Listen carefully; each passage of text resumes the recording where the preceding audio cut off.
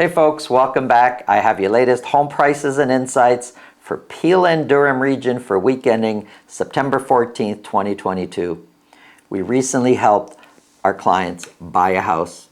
Let me tell you the background story. When we submitted the offer, there were two offers, us and another offer, and through a little bit of competition going back and forth, the listing agent calls me and says the seller has chosen to accept our offer.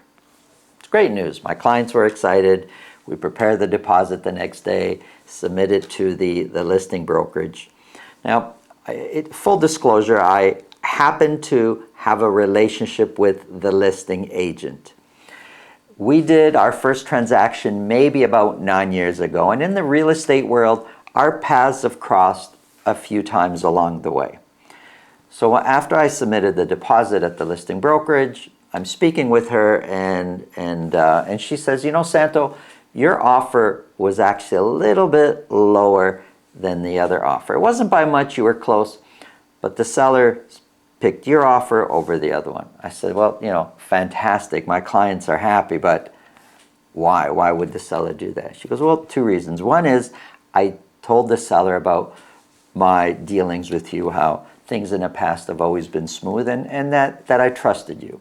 And the other thing was, well, the seller had cameras outside and inside the home, and he was monitoring everybody going in and out of his house. I showed up on time. I shut the lights off. I locked the door. The other agent I was competing with showed up late, left the lights on, and walked through his house wearing his shoes. I showed respect for the property and the house, and the other agent was kind of cavalier and really no respect for the timing, for anything. I guess the moral of the story here is, if you don't think your actions matter, you're wrong. If you don't think what you say matters, you're wrong. Your reputation, how you've dealt with other colleagues, how you deal with clients, even clients that are not your clients, all that plays into your success or lack of success sometimes. You know, it's important to behave obviously a certain way when people are watching, but it's even more important how you behave when you think nobody's watching. Your actions have consequences, and in this case, it worked out great for my clients, not so great for the other offer we were competing with. But at the end of the day, as always, who you hire matters. If you think this video can help somebody you know, please pass it along. Let's get into the numbers.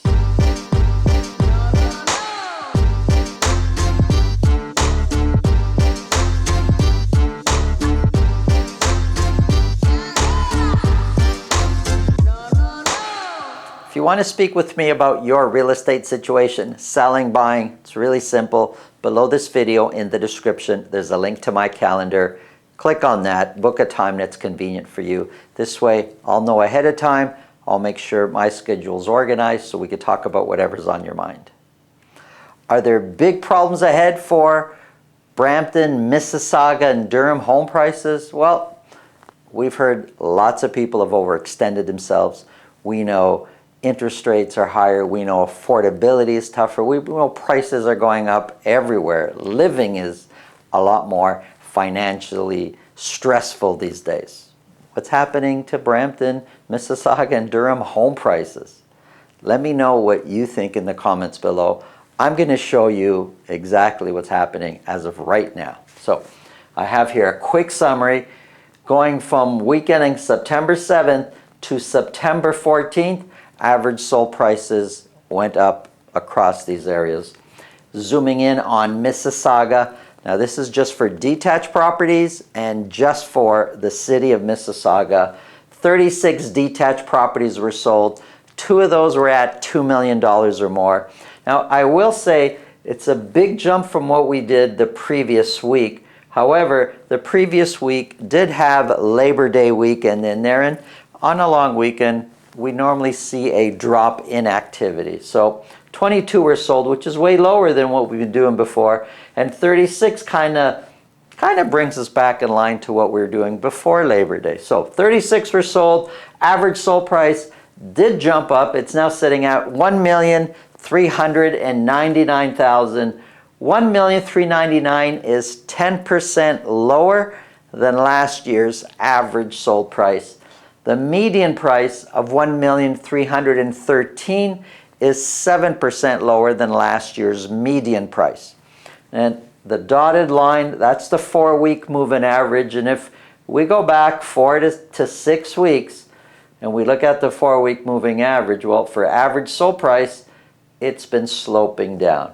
It's not declining down aggressively. Prices have been kind of stable, but sloping down. That's average sold price.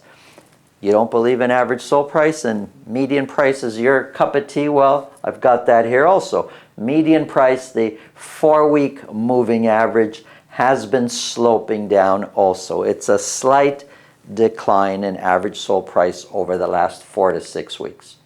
Year-to-date sales, we have 37% fewer sales of detached properties in Mississauga this year versus last year. And only 19% of those 36, it's not many, 19% sold at list price or more. This time last year, 72% were selling at list price or more. It's a completely different world this year. But that's all that matters, what's happening right now. What happened a year ago is in the past, naturally. Year-to-date listings, 5% fewer listings this year than last year. And months of inventory is sitting at 2.7. Now, it's way down from the previous week, but keep in mind, again, the previous week had Labor Day weekend in it, so sales activity came way down, which shot months of inventory way up. 2.7 kind of falls in line as to where we were the last few weeks of August. And I'm saying that not to make excuses, because I'm calling it like I see it. So sometimes I have a reason why it went up, sometimes I have a reason why it went down, but it's not an excuse, I'm just saying. Okay. Brampton, 43 detached properties were sold in Brampton. One of those was at $2 million or more. Average sold price jumped up to $1,208,000. $1,208,000 is 6% lower than last year's average sold price in Brampton. And the median price of $1,190,000 is 2% lower than last year's median price. Now, let's look at the 4-week moving average. For average sold price, over the last 4 to 6 weeks, prices seem quite steady. If we look at the median price, there's an argument to say, it looks like it's kind of sloping down, and it's just a little, it's not much. So for the last 4 to 6 weeks, for Brampton, for detached property, prices have been quite stable. Looking at sales, year-to-date sales, 44% fewer sales this year versus last year, year-to-date. That's a big drop in volume, 44%. And only 16% of the properties sold at list price or more. We have 11% fewer listings year-to-date. And months of inventory is sitting at 2.3 months of inventory. Average days on market is 23. Let's look at the Durham region now. For my Durham sample, I'm using Pickering, Ajax, and Whitby. So 36 detached properties were sold there. One of those was at $2 million or more. Average sold price, just like the other regions, has gone up quite a bit. It's now sitting at $1,110,000. $1,110,000 is 9% lower than last year's average sold price. The median price of $1,090,000 is also 9% lower. So average sold price is 9% lower and median price is 9% lower. When we look at the 4-week moving average, going back 4 to 6 weeks, it's pretty steady. It doesn't look like there's much movement either way. So prices have been quite steady across the Pickering, Ajax, and Whitby area, as well as across Brampton. Of the 36 that sold, there's still lots of action going on in Durham. 44% sold at list price or more. We do have 32% fewer sales this year versus last year, and 3% fewer listings this year versus last year. The amount of listings jumped way up. If we look at all of August, well, September 14th, 91 new listings of detached properties came on the market, and months of inventory is pretty low. It's sitting at 1.2 months of inventory, and the average days on market is 16. Here's condos. Now this is for all of Peel region. 28 condos were sold. None of those were at $1 million or more. Average sold prices come down. It's sitting at $585,000. $585,000 is 1% higher than last year's average sold price. And sorry, this is a little bit stuck. Here we go. The median price is almost the same as the average sold price. Median price is $584,000, and that is 6% higher than last year's median price.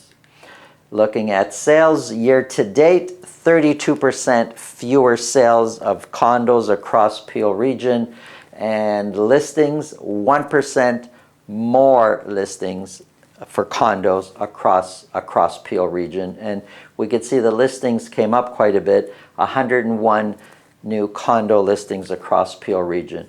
Months of inventory is way up there. We're sitting at 4 months of inventory. Condo market across Peel is very much sitting in a balanced market.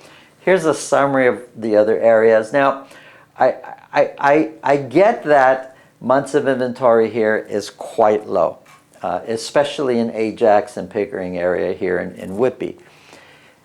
If we talk about months of inventory and we say, okay, between 4 to 6 months is a balanced market, that's how it's labeled. Above 6 months of inventory is a buyer's market, and below 4 months of inventory is a seller's market. Technically, that's kind of where we are here with the detached market, but the reality of being in the field, it feels more like a balanced market. And you know, I know what the numbers are saying, but if you've got any kind of, if you're active in any way selling or buying, you're going to know what I'm talking about. It feels very much like a balanced market, and in some neighborhoods it does feel like a buyer's market with prices continuing to come down. It's very important you use these numbers as a general guide, but do not price your home or base your offer on what I'm saying here. The neighborhood you're focused on is really the most important barometer of where your pricing should be. Hope this information is useful. Have a great day.